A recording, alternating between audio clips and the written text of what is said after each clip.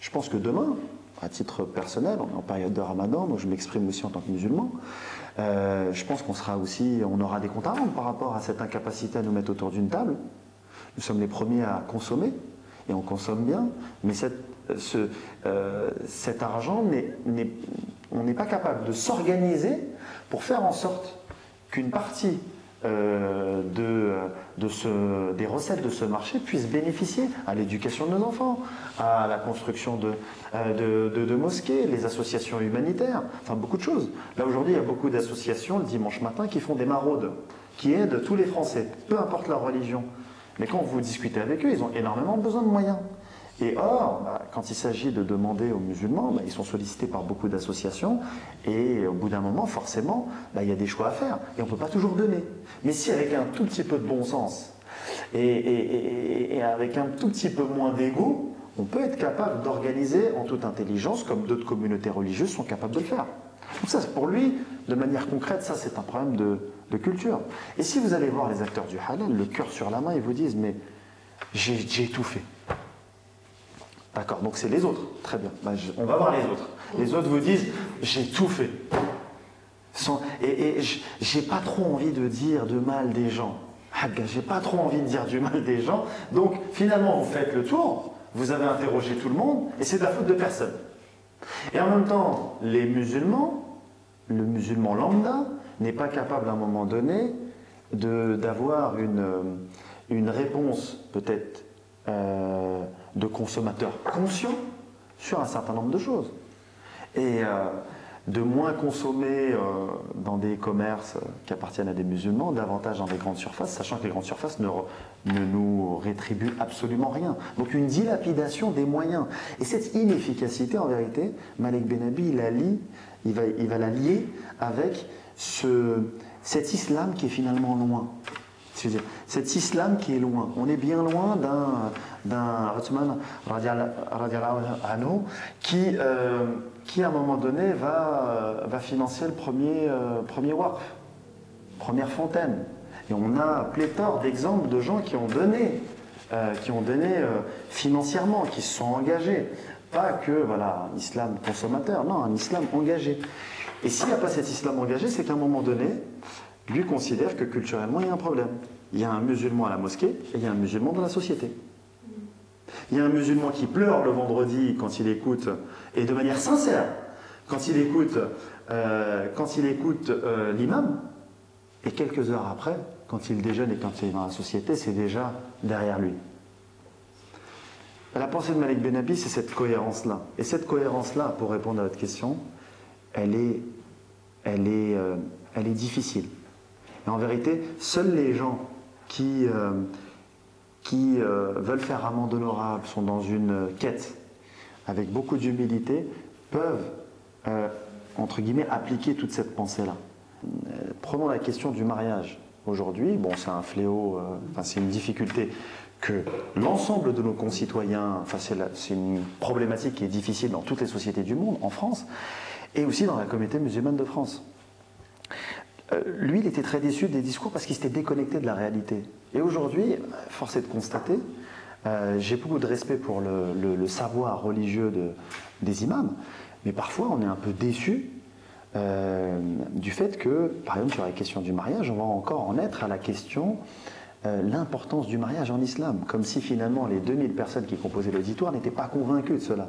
Vous avez face à des gens aujourd'hui, des hommes et des femmes qui éprouvent des difficultés sociales, affectives, financières, et que sais-je encore, pour trouver l'âme sœur, construire une vie, s'édifier. On vous dit une chose, on vous dit voilà, le mariage c'est la moitié de la religion, c'est bien dans l'islam, mais déconnecté de la réalité. Oui, mais aujourd'hui concrètement, nos jeunes, ils posent des questions. Comment on rencontre l'âme sœur ?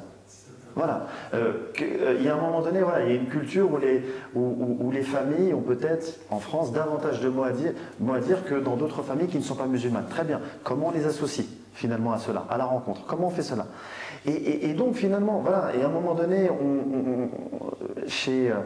moi j'ai mes élèves, j'enseigne en lycée également. J'ai des débats également avec eux. Dans les séminaires, on a également posé cette question. On a aujourd'hui des femmes qui rencontrent des hommes qui rencontrent des femmes. On veut quasiment dans les familles rien savoir avant. Et dès qu'on sait, on veut que ce soit super rapide. Enfin, je veux dire, il y a un moment donné, des choses qu'on fait très mal. Et ces choses-là que l'on fait mal, si dans les mosquées, on n'est pas capable de les dire, je vois très peu de lieux où on est capable d'avoir un travail de culture, d'édification culturelle, pour essayer de juste remettre du bon sens. Hein. On ne demande même pas d'être le plus fidèle, on demande juste de remettre du bon sens. Très bien. On doit se marier, oui, comment on se marie, comment on prend en compte toutes les difficultés, quelles solutions on approche. Enfin, je veux dire, comment se fait-il que une question que je pose, il y a des musulmans extrêmement brillants. Dans toute la société française, ils sont partout, même des ministres, demain peut-être un président de la République, que sais-je, ça va dans le bon sens. Vous les regardez dans l'entreprise, il y a des chercheurs, ils sont extrêmement efficaces. Du lundi 9h jusqu'à vendredi 17h, dans son entreprise, ça peut même être sans doute le meilleur, celui qui est le plus efficace. Ça, c'est la personne A. Vous avez la personne B, dans une autre entreprise, lui-même, français de confession musulmane, très efficace, il a la reconnaissance de ses pairs. Ces deux personnes-là, du lundi 9h jusqu'à vendredi 17h, ces deux personnes-là se rencontrent le vendredi soir dans le cadre d'une association musulmane, donc l'intérêt des musulmans, et on fait les choses pour Dieu. Ces gens-là sont incapables de se mettre d'accord et vous avez un combat de coq, un combat d'ego, et finalement, au lieu que des talents, des compétences s'additionnent, il y a une espèce de soustraction. Mais, oui. J'étais enseignante pendant quelques années. Oui. Pour moi, tout commence là. C'est l'éducation. C'est-à-dire que si on entraîne, enfin, entraîner par le verbe, entraîner oui. Si nos enfants ne sont pas déjà éduqués à savoir ce que c'est que partager, à savoir ce que c'est que faire des libres choix, adaptés à l'âge, bien sûr, et bien pour moi, tout est là. Je veux dire, après, quand on est plus grand, on ne peut pas faire les bons choix. Oui. C'est pas possible. Si on n'a pas déjà été éduqué à ça quand on est petit, à se tromper, à revenir en arrière, à faire d'autres choix, à réfléchir, pourquoi j'ai raté, et tout ça dans la bienveillance, bien sûr, et non pas dans la punition. Comment est-ce qu'on peut arriver adulte, des êtres bien pensants, avec bienveillance, dans le regard de l'autre? Je pense que là, pour moi, il y a quelque chose à la fois d'hyper pas simpliste, non, parce que c'est pas simpliste, mais pour moi, c'est la base. Si nos enfants déjà ne sont pas préparés, comment, étant adulte, c'est pas tout d'un coup comme ça, tiens, j'ai la lumière et je vais.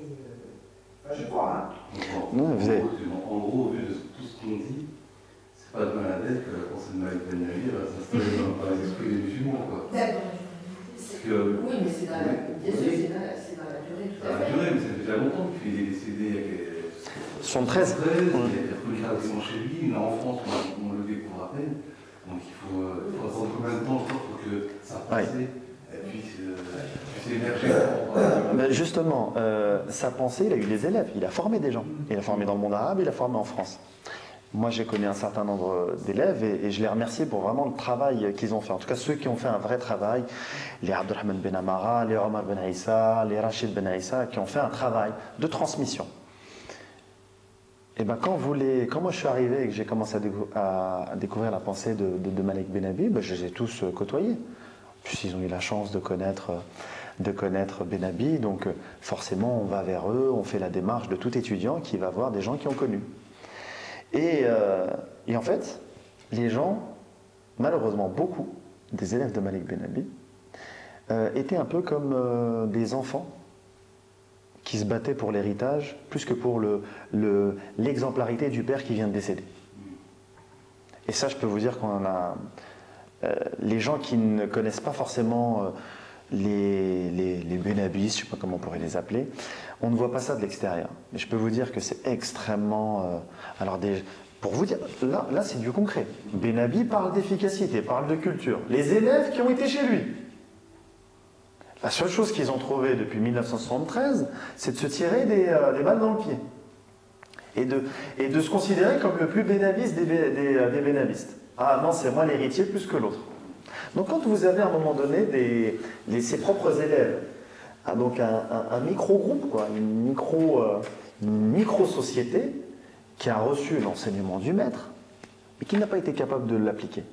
Ça rejoint ce que dit madame. Il y a un moment donné, Malik Benabi considère qu'il y a il y a une thérapie à effectuer, il y a des paralysies morales, sociales qui empêchent à un moment donné juste le musulman d'être cohérent. Mais lui, il ne considère pas ça comme uniquement le fait des musulmans, genre race supérieure ou inférieure, pas du tout. Il considère que c'est une étape de la civilisation.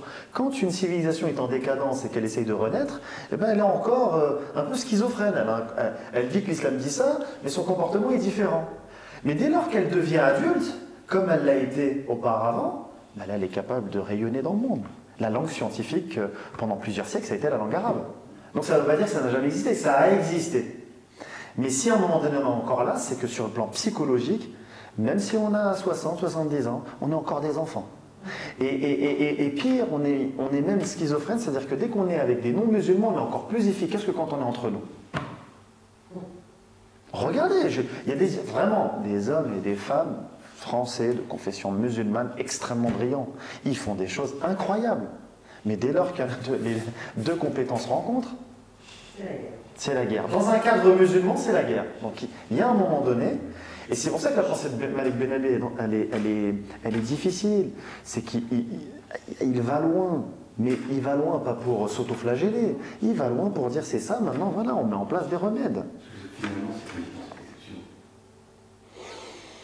Parce que ça nous dépasse. Non. Cette pensée-là? Ouais. Non, je pense qu'à un moment donné, il faut... Il y a un grand effort, il faut un grand effort individuel, un effort moral, un effort d'instruction pour pouvoir appliquer justement la pensée de... Ça nous dépasse. Parce que ça dépasse le commun des musulmans, du monde.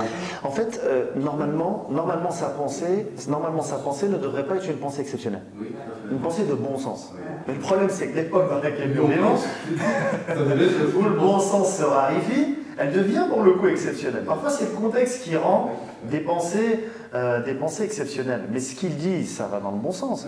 Moi, à un moment donné, quand je le lis en français. La première des choses que je lis, c'est la civilisation. Moi, j'ai l'impression qu'il vit aujourd'hui. Pourquoi j'ai cette impression?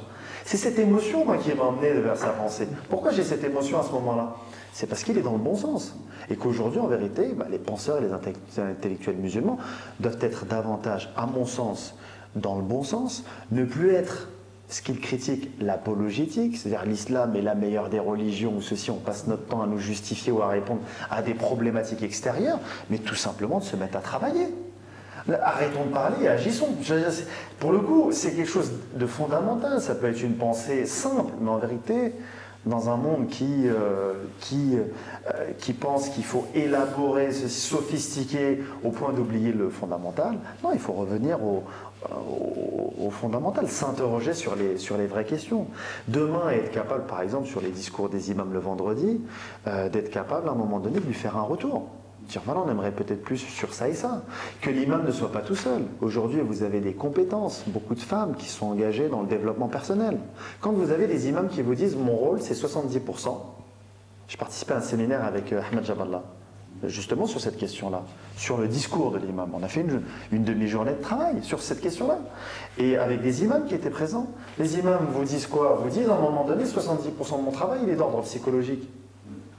Mais aujourd'hui, on a des compétences, des coachs, on a des psychologues, on a des femmes extrêmement... D'ailleurs, j'insiste sur le fait qu'il y a beaucoup de femmes, parce qu'effectivement, c'est une réalité. Plus de femmes que d'hommes, extrêmement compétentes, diplômées à l'université, qui pourraient à un moment donné, avec aussi des compétences, de la connaissance et une spiritualité, avoir le discours qui pourrait à un moment donné guérir les blessures de l'âme. Et pour justement permettre aux musulmans d'être un acteur encore plus positif. On n'est pas capable de le faire. Voilà, l'imam peut avoir un discours déconnecté, mais en même temps, c'est pas une fonction facile parce que vous avez autant d'attentes que de fidèles. Et lui, pour moi, à mon sens, et là c'est une réflexion personnelle, l'imama, ça ne doit plus être une fonction d'une seule personne. Il y a trop de pression, on ne peut pas. Il y a un moment donné, ça doit être un travail collectif, ça doit être une équipe. Ça doit être... Il était là, et il disparaît. Je voudrais, parce que sinon je ne sais pas de la tête.